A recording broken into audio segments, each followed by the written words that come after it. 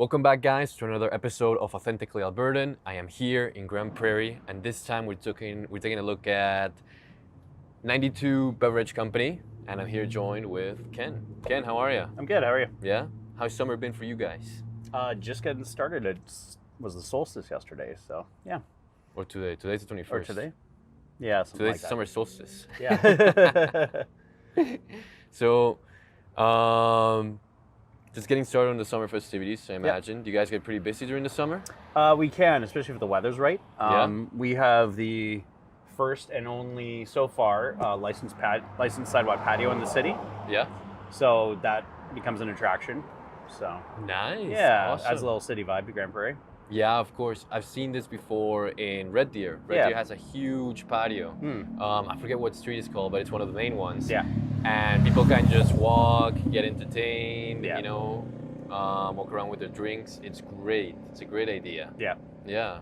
So So, one question that I like to ask all the entrepreneurs that I feature on the show is, did you ever imagine yourself owning a store like this? A beverage company? I mean, every bartender at some point in their career always dreams of opening their own thing. Mhm. I didn't really know or have a direction or passion for, owning my own one. When I did it full time previously, it was only kind of developed after I moved up here. Okay. So I moved up here in 2013, I think. And then I worked in oil and gas, like a lot of people do. Mhm. And then every time that I went into a restaurant on a busy night, like a Friday or Saturday, I would miss it because I loved hospitality. I loved, meeting people, working with people, giving people a great experience. So it was always kind of in the back of my mind that I missed it a lot. And then I used to work in the field a lot of hours. And then when I went in the shop in oil and gas, I had extra time, and my wife and I started talking about it, and there was a gap in the market for any sort of bartending up here, mostly events. So we started with that in 2017, doing corporate events and weddings, that sort of thing, and then started learning about the cocktail and mixology side of it. Yeah. And it just was a rabbit hole, and realized that that's what we want to do. My wife has more of a food background, so that pairs really well with my drink background. Yeah. So yeah, we just kind of went down that rabbit hole, went to Edmonton, Calgary, Vancouver, visited cocktail bars, and got involved in the scene down there, and met a bunch of people, learned a bunch of things. And Do you think that background mixed well with your new job? I think that every single job or role that you have in your life ends up preparing you to be an entrepreneur in some way. Yeah, true. So True, that's a fair answer. I'd have to think about it for a little bit, but yeah, absolutely it does. Because you learn different things, mostly human experience, not necessarily like a technical thing, but a Exactly. human experience thing, or working as a team. Sometimes you learn what not to do. Yeah, totally. I can Yeah. see that. So You say that you also had this background as a bartender. How did that start? I I was living in the Lower Mainland, Mm-hmm. and I worked as a dishwasher, and then I wanted to be more social because I was What, Lower Mainland, what do you mean? Langley specifically is where I grew Okay. up, Langley, Gotcha. Cloverdale. And then I was more involved in computers and that sort of thing, and I wanted to break out of my shell Yeah. and become more social, so I thought that hospitality was a really good way of doing that. So I started as a dishwasher, and then I eventually got a job after I begged for months and months. There's a chain called White Spot, which is really well known in the Lower Mainland. The White Spot, I think I've heard of it. Yeah, Yeah. so it's pretty famous down there, and I was a car hop to start, which is where they had drive-ins and you would bring a tray out. Of food, and people would eat in their car. So I got started there, then I was a server, and then I ended up moving a little bit closer into Richmond and worked at Milestones, which is another kind of upscale casual chain, for 6 years. And then I bounced around kind of downtown for a bit, bartending there too. So Are there any experiences from those years that really prepared you for your own cocktail bar? yeah, I didn't do a lot of the cocktail creation because it's a chain. I worked at all chains mostly, or clubs, But you learn it's like a cook versus a chef. You learn the skills of service and how to set up a bar and that sort of thing before you get into the more creative side of it. So, yeah. Do you have any mentors that you went to when you were starting your cocktail bar? Yeah, Some people that you reached out from way before then? Yeah, not so much like that bartending side, but I was I've never actually worked in a cocktail bar till I started this one. Okay. So it was just going to Edmonton and learning, and I can shout out tons of people there. Like Woodwork was the first cocktail bar I went to, which is a really famous OG one in Edmonton. And first time I went there, I sat down, and one of the partners and owners was actually bartending there, and he served me what's called the Jungle Bird, which is still my favorite cocktail to this day. His name's Andrew. And it was such a great experience. I was like, this is what we should do the rest of our lives. So, that's the moment where you said, okay, maybe I can open a cocktail bar myself. Absolutely. So I haven't actually told him that because I haven't run into him since then. Okay. But it was sitting at Woodwork and seeing this, and I was like, this is fantastic. So, going to Woodwork and talking with the team there, they would let us go see their setup. Right. And then just, making friends with other people in the scene. There's a really well-known bartender down there who competes Canada-wide called Xavier. Yeah. And he's also been great to learn from. That's what's great about the craft scene, especially in Alberta, is it's not that big, and we're all just fighting against the big guys, and we're all doing cool stuff, learning from each other, so it's great.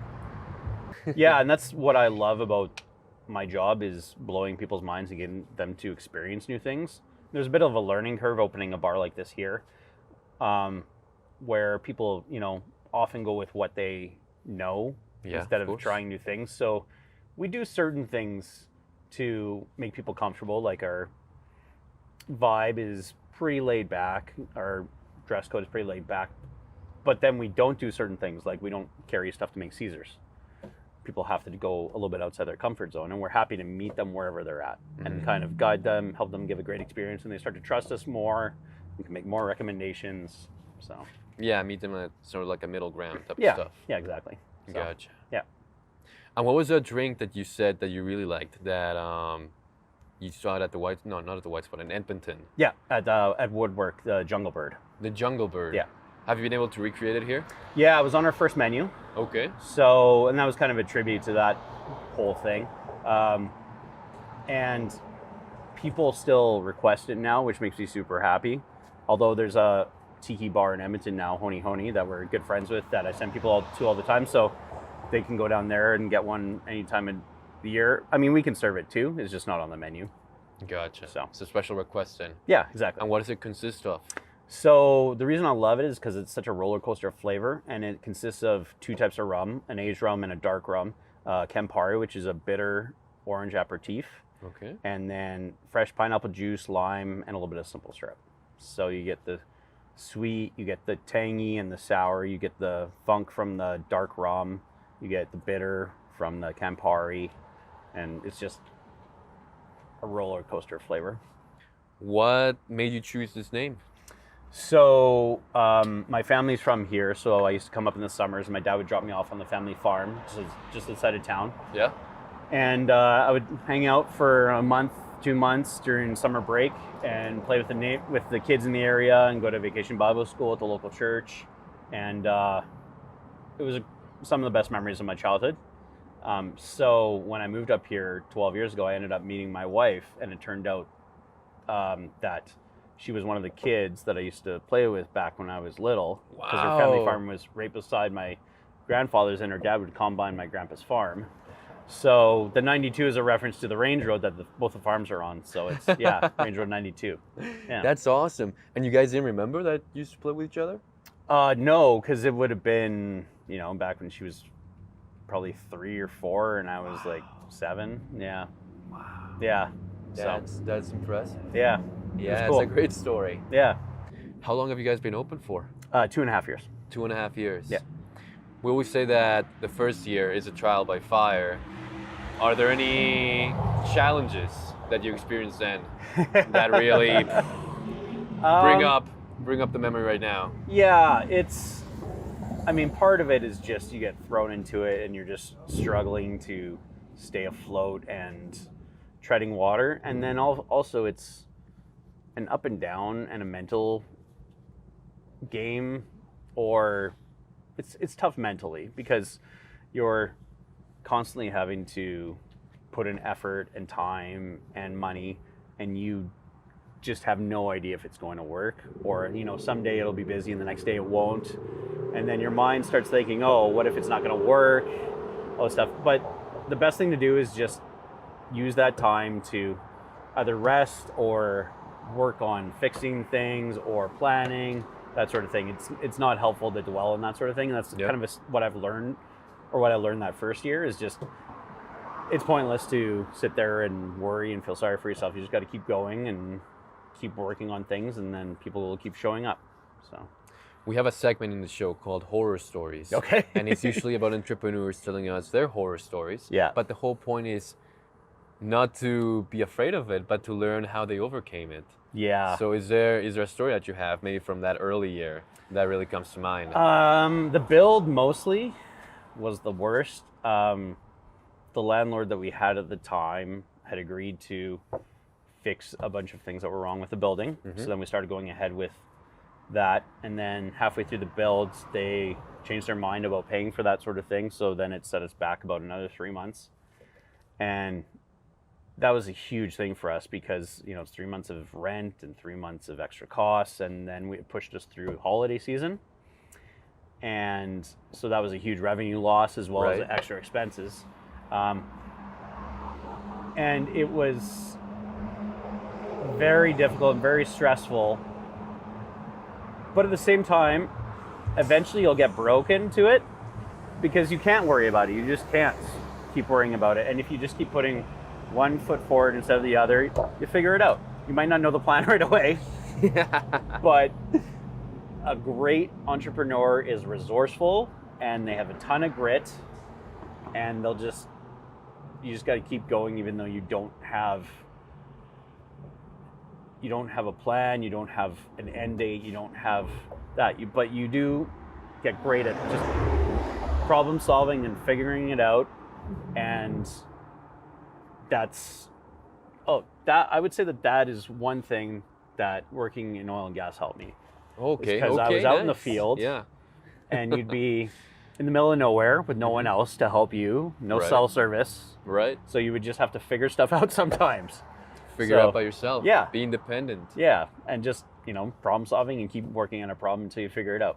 So awesome. Yeah, it's tough to hear about that build, but you get over it. Yeah. And I mean, the design to the place, I'll try to take some videos afterwards to kind of show it, but what really inspired you to build it that way? I mean, I've seen some portraits of dogs. Yeah, those are our actual dogs. Those are your actual dogs? Yeah. Wow. So we wanted something that was genuinely us, Ken and Jess, and then also kind of felt like bringing people into our living room. Not that we have that color, but that's how we wanted people to feel when they walked in. Very fancy living room. Yeah, so, and that's the other thing is we call it fake fancy, where it's like you walk in, it seems fancy at first, and then you realize that there's dog portraits on the wall, and we're wearing ball caps and sneakers.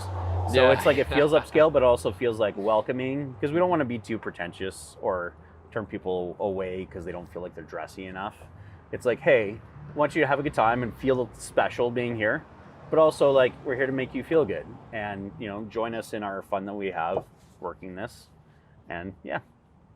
So to someone who's new into cocktails, how do you guide them through finding their own taste as a bartender? Yeah, that's a really great question. So what a good reference point for us, because a lot of people don't know how to explain it if you're not involved in it, is, okay, well, what do you normally drink, or what do you normally enjoy? Or what are you feeling like right now? Do you want something more spirit forward, a little bit more refreshing, a little bit more tropical? And I think those are kind of touch points for people, that they're able to be like, oh, okay, well, normally I like gin and tonic, or normally I like rum and coke, or that sort of thing. And that gives someone a place to start. And then we've got a few, we call them gateway cocktails. Okay. Where it's really approachable, very dialed in ones that are pretty broad appeal. So we can pick from those. And then once they have that and they realize that they enjoy it and they trust us a little more, then you can be like, okay, well, here's something a little bit more different, a little bit more experimental. Maybe it's got some herbs or a spirit that you don't normally drink in it. And we keep kind of trying things out with them, and we've gotten very good at it. And sometimes it's just, you get a vibe off a person, what they enjoy and how they're enjoying their drink, and you can just kind of read a person after a while. So. Okay, that's very interesting. Yeah. That's very interesting to hear from the perspective of the bartender. Yeah, yeah, I bet, yeah. What do you think it's growing back, that cocktail craze? Is it popular with the girls or what? It certainly is here. We have a large percentage of female clientele, but I think it's just people want quality over quantity, and the drinking culture is definitely changing. Yeah. People still enjoy a beverage, but they're not necessarily out. Club culture is not nearly as big as it used to be. Right, that's true. So people want an experience, I think, nowadays. And while you can skip or Uber food or stuff to your house, you can't get the experience of a really great cocktail bar in your house necessarily. Yeah. And the vibe that happens at a really great cocktail bar. What are some future plans that you have for 92 Beverage Company? Yeah, so we have our kind of street side patio, but we want to move it up and not make it permanent, but a little bit more formal on the sidewalk. Right. And then people will be able to bring their drinks out. We're working on growing our catering business. Okay, so you also go to weddings and such. Yeah, or like corporate events, that sort of Nice. thing. So, and then we make our own cocktail cherries in-house. So, You grow them? No. Okay. No, I'll get them, but I'll brandy them and can them. So we're working with a local producer that does a bunch of canning at the farmer's market, and we're gonna make our own cherries and then sell them. Nice. So yeah. Good to hear. Good to hear that you have all those plans. Since you like all that tropical stuff, would you ever move the cocktail bar to a more tropical area? Like Kokomo, like Tom Cruise movie. Yeah, the Okanagan. We don't have any plans of leaving anytime soon. Again, we have a large family. It's a great area for our family. Maybe eventually I'd love to live in the Okanagan, but I would look at opening another concept of some sort, maybe a tiki bar. So I think that would do well here. So, Right here in town too? Yeah. Okay, nice. Yeah, we'll see. Yeah. I think a tiki bar would be interesting. Yeah. Would still be, what would you focus on? I don't know yet. I haven't fleshed out the concept. I just think that those types of drinks, a lot of people experience them when they go on vacation from Grande Prairie, so they would have a reference point for it. Yeah. And it's a fun, not serious place, even though, it's like here, we don't take ourselves seriously, but we take our drinks seriously. You can have a really serious cocktail program while having a not serious concept. So, which is right up our alley. So we love having fun and not being too serious. I can see it with the Festivus. Yeah, With the Festivus exactly. concept. No, that's great. I genuinely want to be here when it happens. Yeah.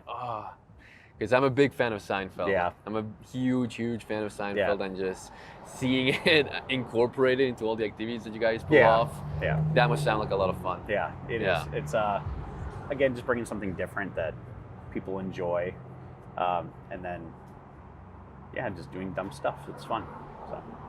As an entrepreneur, how do you define success? I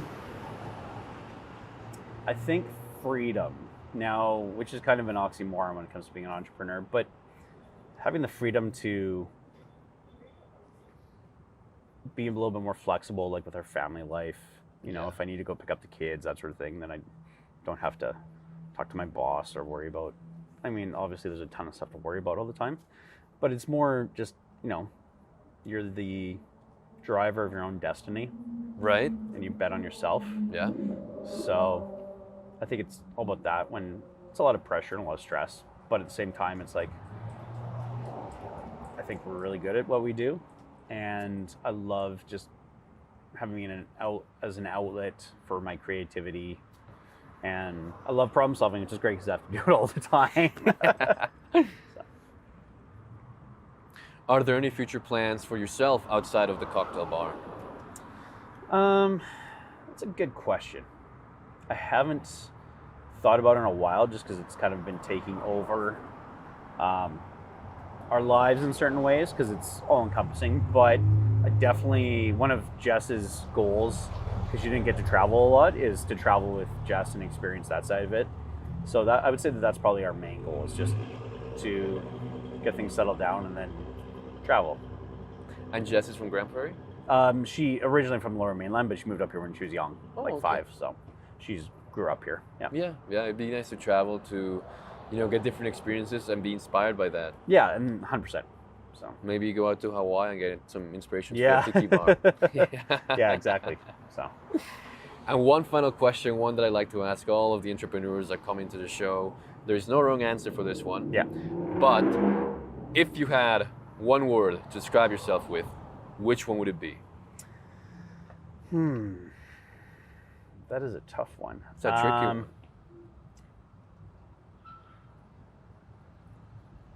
One word. Fun-loving, I think. Yeah? Yeah. I know that's it's 2 words. It's a dash. Oh, come on. I cheated. But hey, when you're an entrepreneur, you get to do what you want to do. Yeah, exactly. Right? There Make you your go. own rules. Cool. All right. Well, Ken, it's been such a great experience interviewing you, getting to know the story, getting to know those fun events that you pull off here. Yeah. Thank you so much for coming into the show. Thanks so much for telling us your story. Yeah, thanks for having me. Appreciate it. Awesome. And thank you guys for watching. We'll catch you on the next one. Stay authentic.